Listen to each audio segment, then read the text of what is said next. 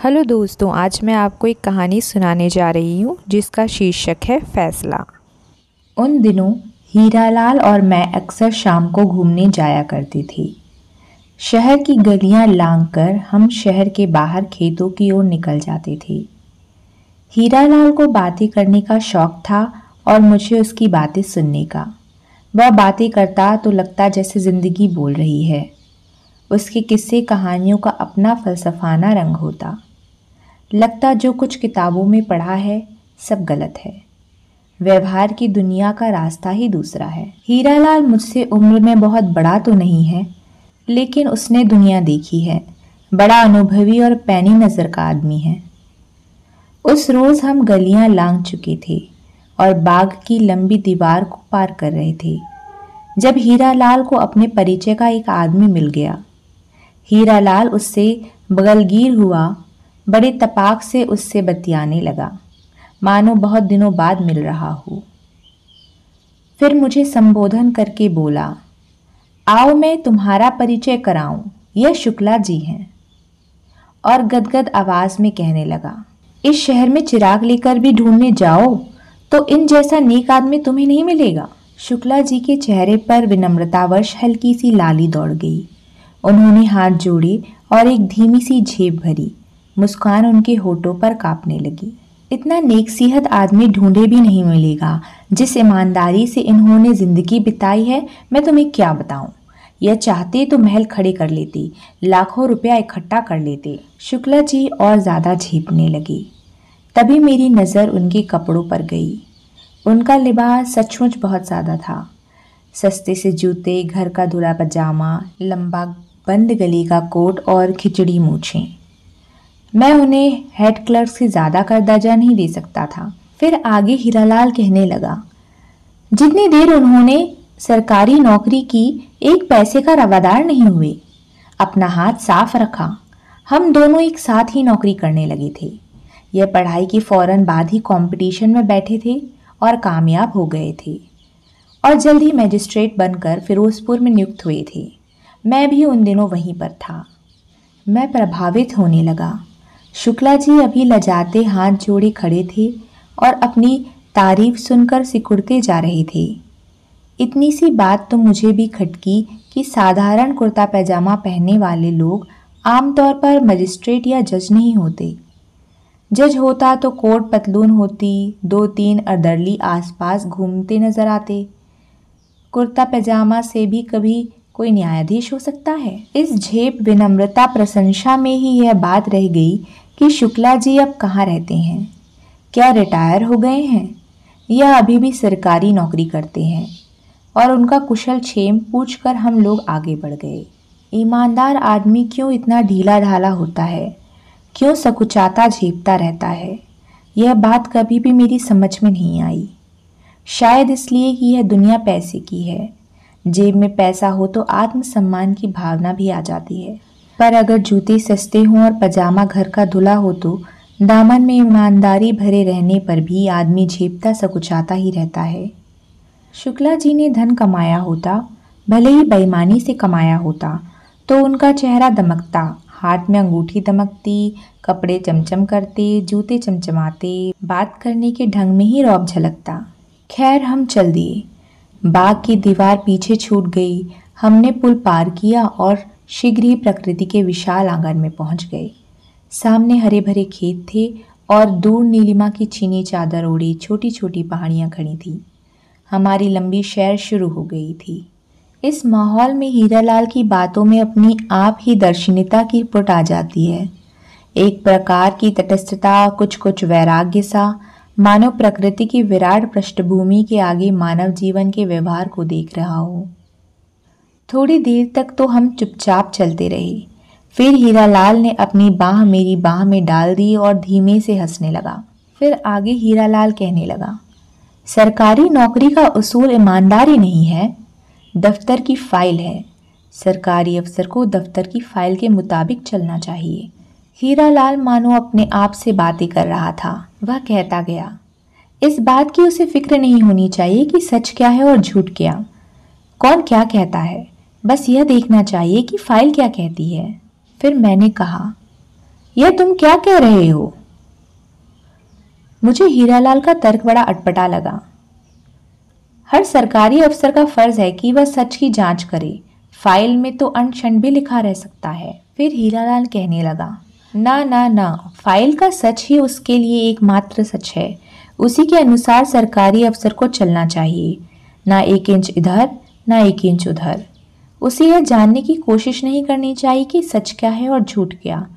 यह उसका काम नहीं। फिर मैंने पूछा, बेगुनाह आदमी बेशक पिसता रहे। हीरालाल ने मेरे सवाल का कोई जवाब नहीं दिया। इसके विपरीत मुझे इन्हीं शुक्ला जी का किस्सा सुनाने लगा। शायद इन्हीं के बारे में सोचते हुए उसने यह टिप्पणी की थी। शुक्ला जी का किस्सा सुनाते हुए हीरालाल ने कहा, जब यह आदमी जज होकर फिरोजपुर में आया तो मैं वहीं पर था। यह उसकी पहली नौकरी थी। यह आदमी सचमुच इतना नेक, इतना ईमानदार, इतना मेहनती था कि तुम्हें क्या बताऊं। सारा वक्त इसे इस बात की चिंता लगी रहती कि इसके हाथ से किसी बेगुनाह को सजा न मिल जाए। फैसला सुनाने से पहले इससे भी पूछता, उससे भी पूछता कि असलियत क्या है, दोष किसका है, गुनहगार कौन है। मुलजिम तो मीठी नींद सो रहा होता और जज की नींद हराम हो जाती थी। अगर मैं भूल नहीं करता तो अपनी माँ को इसने वचन भी दे दिया था कि वह किसी बेगुनाह को सजा नहीं देगा। ऐसी ही कोई बात उसने मुझे सुनाई भी थी। इस पर मैंने कहा, छोटी उम्र में सभी लोग आदर्शवादी होते हैं। वह जमाना भी आदर्शवाद का था। पर हीरालाल कहे जा रहा था। आधी आधी रात तक यह मिसले पढ़ता और मेज से चिपटा रहता। उसे यही डर खाया जा रहा था कि उससे कहीं भूल ना हो जाए। एक एक केस के बड़े ध्यान से जांच करता था। फिर यूं हाथ झटक कर और सिर टेढ़ा करके मानो इस दुनिया में सही क्या है और गलत क्या, इसका अंदाज लगा पाना कभी संभव ही न हो। हीरालाल कहने लगा, उन्हीं दिनों फिरोजपुर के नजदीक एक कस्बे में एक वारदात हो गई और केस कचहरी में आया। मामूली सा केस था। कस्बे में रात के वक्त किसी राह जाते मुसाफिर को पीट दिया गया था और उसकी टांग तोड़ दी गई थी। पुलिस ने कुछ आदमी हिरासत में ले लिए थे और मुकदमा इन्हीं शुक्ला जी की कचहरी में पेश हुआ था। आज भी वह सारी घटना मेरी आंखों के सामने आ गई है। अब जिन लोगों को हिरासत में ले लिया गया था उनमें इलाके के जिलेदार और उसका जवान बेटा भी शामिल थे। पुलिस की रिपोर्ट थी कि जिलेदार ने अपने लठैत भेजकर उस राहगीर को पिटवाया है। जिलेदार खुद भी पीटने वालों में शामिल था। साथ में उनका जवान बेटा और कुछ अन्य लठैत भी थी। मामला वहां रफा दफा हो जाता अगर उस राहगीर की टांग न टूट गई होती। मामूली मारपीट को तो पुलिस परवाह नहीं करती, लेकिन इस मामले को तो पुलिस नजरअंदाज नहीं कर सकती थी। खैर, गवाह पेश हुए। पुलिस ने भी मामले की तहकीकात की और पता यही चला कि जिलेदार ने उस आदमी को पिटवाया है और पिटवाने वाले राहगीर को अधमरा समझकर छोड़ गए थे। 3 महीनों तक केस चलता रहा। हीरालाल कहने लगा, केस में कोई उलझन, कोई पेचीदी नहीं थी, पर हमारे शुक्ला जी को चैन कहाँ। इधर जिलेदार के हिरासत में लिए जाने पर, हालांकि बाद में उसे जमानत पर छोड़ दिया गया था, कस्बे भर में हलचल सा मच गया था। जिलेदार को तो तुम जानते हो ना।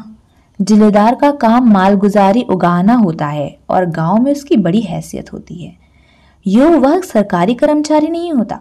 खैर, तो जब फैसला सुनाने की तारीख नजदीक आई तो शुक्ला जी की नींद हराम। कहीं गलत आदमी को सजा न मिल जाए, कहीं कोई बेगुनाह मारा ना जाए। उधर पुलिस तहकीकात करती रही थी, इधर शुक्ला जी ने अपनी प्राइवेट तहकीकात शुरू कर दी। इससे पूछ, उससे पूछ। जिस दिन फैसला सुनाना जाना था उसके एक दिन पहले शाम को यह सज्जन उस कस्बे में जा पहुंचे और वहां के तहसीलदार से जा मिले। वह उनकी पुरानी जान पहचान का था। उन्होंने उससे भी पूछा कि भाई बताओ भाई, अंदर की बात क्या है। तुम तो कस्बे के अंदर रहते हो, तुमसे तो कुछ छुपा नहीं रहता। अब जब तहसीलदार ने देखा कि बड़ा जिला कर्मचारी का जज चलकर उसके घर आया है और जज का बड़ा रुतबा होता है, उसने अंदर की सही सही बात शुक्ला जी को बता दी। शुक्ला जी को पता चल गया कि सारी कारस्तानी कस्बे के थानेदार की है, सारी शरारत उसी की है। उसकी कोई पुरानी अदावत जिलेदार के साथ थी और वह जिलेदार से बदला लेना चाहता था। एक दिन कुछ लोगों को भिजवाकर एक राह जाते मुसाफिर को उसने पिटवा दिया, उसकी टांग तुड़वा दी और जिलेदार और उसके बेटे को हिरासत में ले गया। फिर एक के बाद एक झूठी गवाही। अब कस्बे के थानेदार की मुखालफत कौन करे, किसकी हिम्मत। तहसीलदार ने शुक्ला जी से कहा कि मैं कुछ और तो नहीं जानता, पर इतना जरूर जानता हूं कि जिलेदार बेगुनाह है और उसका इस पिटाई से दूर दूर तक वास्ता नहीं। फिर हीरालाल आगे सुनाते हुए कहने लगा, वहां से लौटकर शुक्ला दो एक और जगह भी गया। जहां गया वहां पर उसने जिलेदार की तारीफ सुनी। जब शुक्ला जी को यकीन हो गया कि मुकदमा सचमुच झूठा है, तो उसने घर लौटकर अपना पहला फैसला फौरन बदल दिया और दूसरे दिन अदालत में अपना नया फैसला सुना दिया और जिलेदार को बिना शर्त रिहा कर दिया। उसी दिन वह मुझे क्लब में मिला। वह सचमुच बड़ा खुश था। उसे बहुत दिन बाद चैन नसीब हुआ था। बार बार भगवान का शुक्र कर रहा था कि वह अन्याय करते करते बच गया, वरना उससे बहुत बड़ा पाप हो जाना था। मुझसे बहुत बड़ी भूल हो रही थी। ये तो अचानक ही मुझे सूझ गया और मैं तहसीलदार से मिलने चला गया, वरना मैंने तो अपना फैसला लिख भी डाला था, उसने कहा। हीरालाल की बात सुनकर मैं सचमुच प्रभावित हुआ। अब मेरी नजरों में शुक्ला सस्ते जूते और मैले कपड़ों में एक ईमानदार इंसान ही नहीं था, बल्कि एक गुर्दे वाला, जिंदा दिल और जीवंत वाला व्यक्ति था। उसे बाग की दीवार के पास खड़ा देखकर जो अनुकंपा सी मेरे दिल में उठी थी, वह जाती रही और मेरा दिल उसके प्रति श्रद्धा से भर उठा। हमें सचमुच ऐसे ही लोगों की जरूरत है जो मामले की तह तक जाएं और निर्दोष को आंच तक न आने दें। खेतों की मेड़ों के साथ साथ चलते हम बहुत दूर निकल आए थे। वास्तव में उस सफेद बुत तक जा पहुंचे थे जहां से हम अक्सर दूसरे रास्ते मुड़ने लगते। फिर जानते हो क्या हुआ? हीरालाल ने बड़ी आत्मीयता से कहा। कुछ भी हुआ हो हीरालाल, मेरे लिए इतना ही काफी है कि यह आदमी जीवंत वाला और ईमानदार है, अपनी उसूल का पक्का रहा। हीरालाल ने दानिशमंदों की तरह सिर हिलाया और बोला, सुनो सुनो, एक उसूल जमीर का होता है तो दूसरा फाइल का। आगे सुनो। फैसला सुनाने की देर थी कि थानेदार तड़प उठा। उसे तो जैसे सांप ने डस लिया हो। चला था जिलेदार को नीचा दिखाने। उल्टा सारे कस्बे में लोग उसकी लालत मलालत करने लगे। चारों ओर थू थू होने लगी। उसे तो उल्टे लेने के देने पड़ गए थे। पर वह भी बक्का घाघ था। उसने आव देखा ना ताव सीधे डिप्टी कमिश्नर के पास जा पहुंचा। जहां डिप्टी कमिश्नर जिले का हाकिम होता है, वहां थानेदार अपने कस्बे का हाकिम होता है। डिप्टी कमिश्नर से मिलते ही उसने हाथ बांध लिए कि हुजूर मेरे इस इलाके से तब्दीली कर दी जाए। डिप्टी कमिश्नर ने कारण पूछा तो बोला, हुजूर इस इलाके को काबू में रखना बड़ा मुश्किल काम है। यहाँ चोर डकैत बहुत हैं, बड़ी मुश्किल से काबू में रखे हुए हैं। मगर हुजूर जहाँ जिले का जज ही रिश्वत लेकर शरारती लोगों को रिहा करने लगे, वहां मेरे कौन सुनेगा? कस्बे का निजाम चौपट हो जाएगा। और उसने अपने ढंग से सारा किस्सा सुनाया। डिप्टी कमिश्नर सुनता रहा। उसके लिए पता लगाना कौन सा मुश्किल काम है कि किसी अफसर ने रिश्वत ली या नहीं ली या कब ली और किससे ली। थानेदार ने साथ में यह भी जोड़ दिया कि फैसला सुनाने के एक दिन पहले जज साहब हमारे कस्बे में भी तशरीफ लाए थे। डिप्टी कमिश्नर ने सोच विचार कर कहा कि अच्छी बात है, हम मिसल देखेंगे। तुम मुकदमे की फाइल मेरे पास भिजवा दो। कि हुजूर एक और अर्ज है, मिसल पढ़ने के बाद अगर आप मुनासिब समझें तो इस मुकदमे की हाई कोर्ट में अपील करने की इजाज़त दी जाए। आखिर वही हुआ जिसकी उम्मीद थी। डिप्टी कमिश्नर ने मुकदमे की मिसल मंगवा ली। शुरू से आखिर तक वह मुकदमे के कामकाज देख गया, सभी गवाहियां देख गया, एक एक कानूनी नुक्ता देख गया और उसने पाया कि सचमुच फैसला बदला गया है। कागजों के मुताबिक तो जिलेदार मुल्जिम निकलता था। मिसल पढ़ने के बाद उसे थानेदार की यह मांग जायज लगी कि हाई कोर्ट में अपील दायर करने की इजाजत दी जाए। चुनाचे इसने इजाजत दे दी। फिर क्या, शक की गुंजाइश ही नहीं थी। डिप्टी कमिश्नर को भी शुक्ला जी की ईमानदारी पर संदेह होने लगा। यह कहते कहते हीरालाल चुप हो गया। धूप कब की ढल चुकी थी और चारों ओर शाम के अवसादपूर्ण साए उतरने लगे थे। हम देर तक चुपचाप चलते रहे। मुझे लगा मानो हीरालाल इस घटना के बारे में ना सोचकर किसी दूसरी बात के बारे में सोचने लगा है। ऐसी चलती है व्यवहार की दुनिया।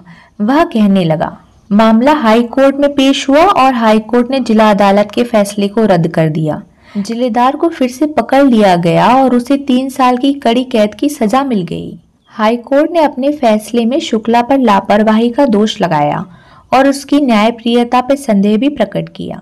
फिर हीरालाल आगे जोड़ते हुए कहने लगा, इस एक मुकदमे से ही शुक्ला का दिल टूट गया।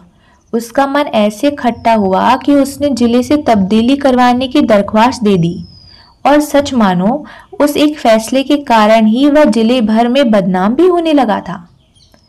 सभी कहने लगे रिश्वत लेता है। बस इसके बाद 5-6 साल तक वह उसी महकमे में घिसटता रहा। इसका प्रमोशन रुक गया। इसलिए कहते हैं कि सरकारी अफसर को फाइल का दामन कभी ना छोड़ना चाहिए। जो फाइल कहे वही सच है, बाकी सब झूठ है। अंधेरा घिर आया था और हम अंधेरे में ही धीमे धीमे शहर की ओर लौटने लगे थे। मैं समझ सकता हूँ कि शुक्ला के दिल पर क्या बीती होगी और वह कितना हतबुद्धि और परेशान रहा होगा। वह जो न्यायप्रियता का वचन अपनी माँ को देकर आया था। फिर क्या हुआ? जजी छोड़। एक कॉलेज में दर्शन शास्त्र पढ़ाने लगा। सिद्धांतों और आदर्शों की दुनिया में ही एक ईमानदार आदमी इत्मीनान से रह सकता है। बड़ा कामयाब अध्यापक बना। ईमानदारी का दामन इसने अभी तक नहीं छोड़ा है। इसने बहुत सी किताबें भी लिखी हैं। बढ़िया से बढ़िया किताबें लिखता है, पर व्यवहार की दुनिया से दूर, बहुत दूर। तो दोस्तों, ये थी हमारी कहानी फैसला।